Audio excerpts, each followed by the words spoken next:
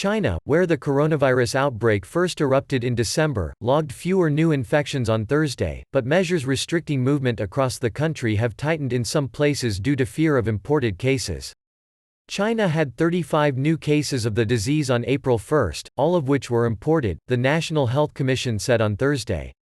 Meanwhile, the central province of Hunan, which had recently downgraded its emergency response to the lowest level, reported its first imported infection on Wednesday, state media reported on Thursday, citing the Provincial Health Commission.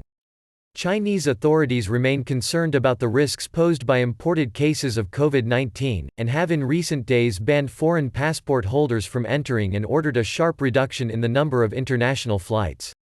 China currently allows no more than 134 international flights per week to enter the country to meet demand from citizens and students abroad wishing to return home, and just 108 flights have been granted permission this week, Liu Ershui, the Deputy Director General of China's Civil Aviation Administration said at a briefing on Thursday.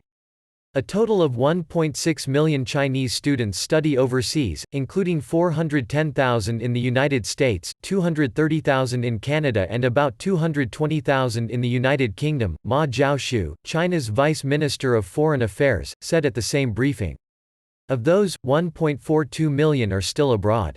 Chinese consulates have reported a total of 36 overseas Chinese students with confirmed cases of COVID-19, he said. For countries where the epidemic is severe, where there are students who truly are in difficulty and urgently need to return, the party and government will take the necessary measures to assist them in a step-by-step, orderly fashion, Ma said. China's Civil Aviation Administration arranged a total of 9 flights between March 4 and 26 to bring Chinese citizens back from overseas, and dispatched another plane on Thursday to ferry about 180 students back to China from the UK, Ma said. China has also seen a gradual reintroduction of restrictions, including closures of cinemas that had been permitted to reopen, amid worries that early relaxation of lockdowns could spark a second wave of infections.